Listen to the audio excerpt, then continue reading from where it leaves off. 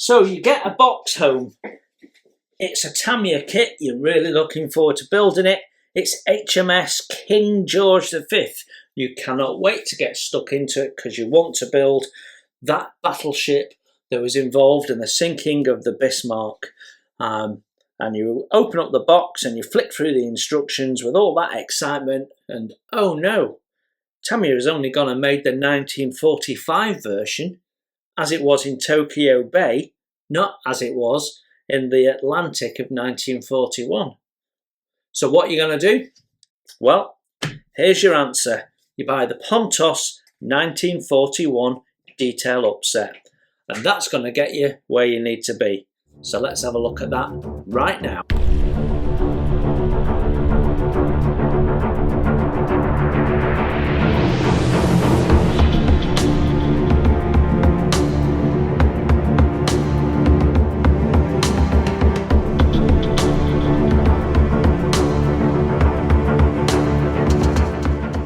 Welcome to Model Kit Stuff. Yes, it's first impressions. This is really a part 2 following on from our Tamiya King George V first impressions that we did last week. So this week we're looking at the Pontos upgrade set, and the great thing is Pontos chose not to just updo the detail but to backdate the ship to when a lot of people would like to build it. So what do we get? Well, we get big instructions, A3 colour instructions. If you've never built Pontos before, they are quite a hefty, detailed set of instructions, usually with a few mistakes in there just to spice things up because they don't want it to be too easy for you. If you're used to building Pontos, then you know that the key to building Pontos is lots and lots of pre-planning, cross-referencing and double-checking, because there's generally something in there that's not quite right, not shown, completely missing altogether.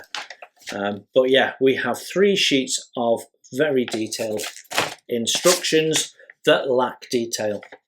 Honestly, it's lots of pictures and lots of arrows with numbers, not a lot else unfortunately. But the upside is the parts that you get. So we get wood deck, we get dry rub decals, we get turned brass, and let's just show you how much turned brass you get.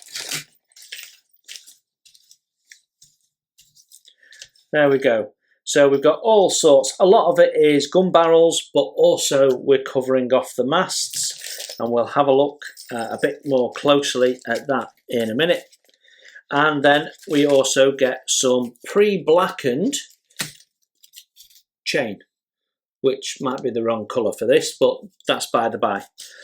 On top of the brass parts, we get quite a bit of resin parts. Now, if you've not bought into Pontos before, don't get overly excited. Their resin can be a little bit hit and miss, particularly gun tubs, which can have a tendency to be misshaped or damaged. But I'm glad to say these aren't.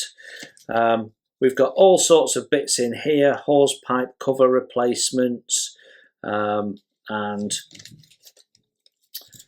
new bases for the anti-aircraft guns, which means there's lots of photo etch to follow. And then we've got things like replacement mushroom vents. In fact, I think all of that is mushroom vents, replacing the big square lumps that Tamiya moulded into the deck. So lovely. So that's our resin, and then we get some photo etch. And when I say some, I mean a lot. You get a lot of photo etch. Let's just count how much we get. It's all taped down for security.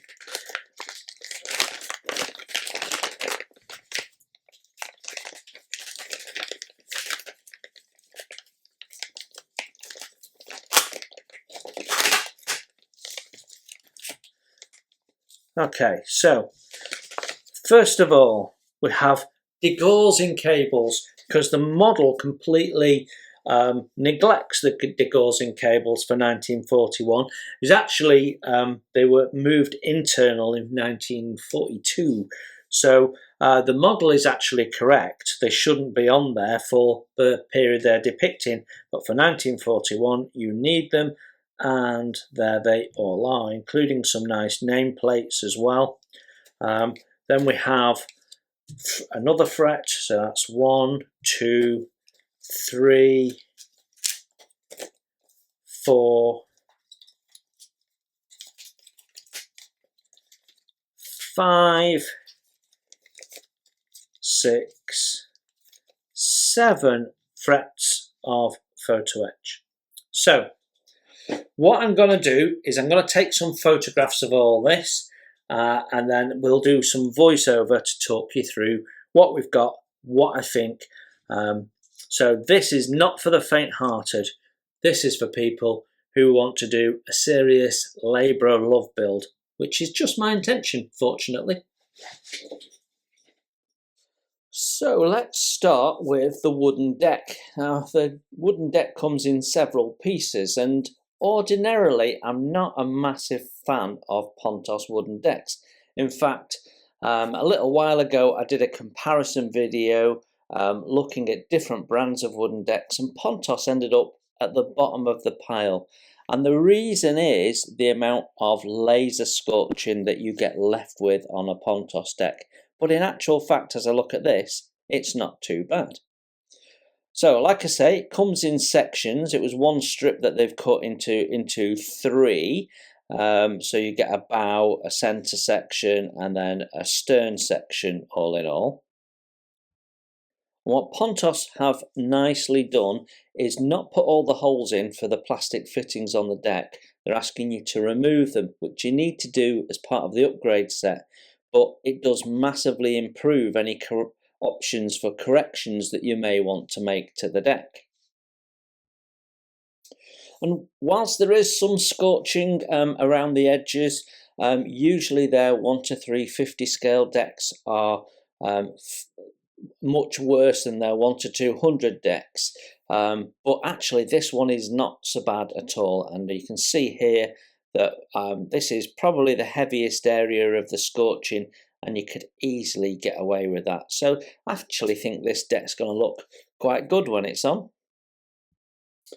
So if you've watched my first impressions of ship kits before, you know that I regularly bang on about the lack of depth markers. So it's always nice when Pontos put these in for you. Now these are actually dry rub. Some people don't get on with them very well, but as long as you're careful with them and gentle with them, you can make a nice job of them. This is a generic set. It's the same set you get in all of them, so it doesn't suit every ship, but it's still better than the standard approach of not including them in the kit at all. Now the instructions take a little bit of getting used to, and on the first page it's calling out all the parts and it tells you what they are, so you can see these derricks here listed, so it's easy to identify what all your brass parts are for further use in the instructions. If you've not used Pontos instructions before, you will need to study them to understand and interpret them. So here, those blue squares in the top left, those are actually the resin mushroom vents, and then the blue squares on the picture on the deck shows you their location.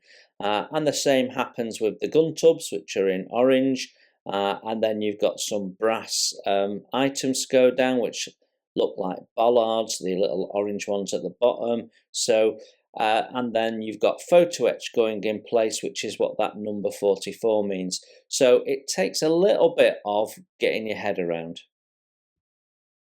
There's always a lot going on the deck, so take your time, work through it systematically and methodically, and you won't have an issue. But you can see there's a lot of photo etch and a lot of other items being added on here, and all of that being piled on top of a wood deck. Sub-assembly construction sequences work in a top-down column format. So top left, going down the left-hand side of the page, is the build of the first section, and you can see it shows you step by step how to build up complex assemblies like the masts, and then it shows you how to place them, and then there's other pictures that cross-reference them and use the numbers. But not everything has a sub-assembly or an assembly image. A lot of it is just placed and it's a number called out in a picture like you can see here. So quite a bit of interpretation needed. The funnel tops are really typical of a Pontos overly complex construction in my view, but it will look awesome if you can pull it off. Funnels are always a focal piece, and Pontos always know this, so they put lots and lots of detail into the funnels with horns and ladders and railings and gussets, and it does make a big difference. And you can see from this part of the instructions that there's very little that is untouched by Pontos. There's something on pretty much everything. So nice to see a high level of detail going into what is a fairly basic kit otherwise. Now, I always advocate that etch is an option, and here is a case in point. The ship's boats, there's a lot of work to get that etch to work right, and to be honest, painted up the kit boats won't look too bad. So you might want to use some of this etch, but you might not want to use all of it. Now, interestingly, there is some etch included for a walrus, although I'm fairly sure the Tamiya kit doesn't have any aircraft whatsoever, and the hangars are moulded closed. So maybe it's if you're going to buy a third-party one, not sure. The guns get a significant upgrade with brass barrels and doors and vents and bits and pieces added, and you can see there's some additions to the superstructure as well, which really help enhance the overall look. Things like the rangefinders, and you can see here the jack staff all get some form of activity, and lots of turned brass booms, which help with the final look of the model. The main guns could have done with some covering to maybe add additional rivets and that sort of stuff, which hasn't been done, but they still look a big improvement. Now, you can backdate your model to 1941 with this set, and there's some instructions here and there pointing that out, but it's a big job. And if you really want to get it back to 1941 standards, you'd have to do plenty of research and understand how she was before that time. I understand there were some major changes done to the ship, and I'm not sure the Pontos set necessarily covers them all off. So plenty of research and pre-planning before you start on a venture like that. Pontos do include some significant modifications to the boat deck, but I'm not sure if that covers all of the modifications that you would need to make. Fairly sure it does. But it does point out that these are for Duke of York or 1941 KGV. Some parts, like the pom-poms here, get some serious makeovers, and very, very fiddly it'll be. So it's not for everyone. Like I said earlier, not for the faint-hearted. Some elements might need to be just double checked, like these black chains. I'm sure they should be grey or white. But all in all, the Pontos set is very comprehensive and will deliver a very realistic and busy looking model when it's all finished. So if you're up for the challenge, there's plenty to go at, and making it a very serious and probably long build. I'm not sure how Pontos make their chain black, but it's always a little bit shiny, so even if you do decide that you're going to leave it black, it will need matting down in some way or another. The one thing that Pontos always do well is their turned brass.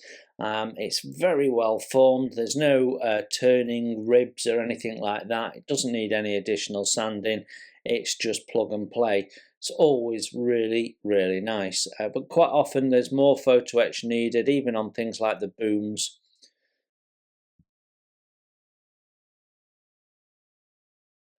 The resin bases for the guns add some detail, but it's not a massive difference to what you've already got.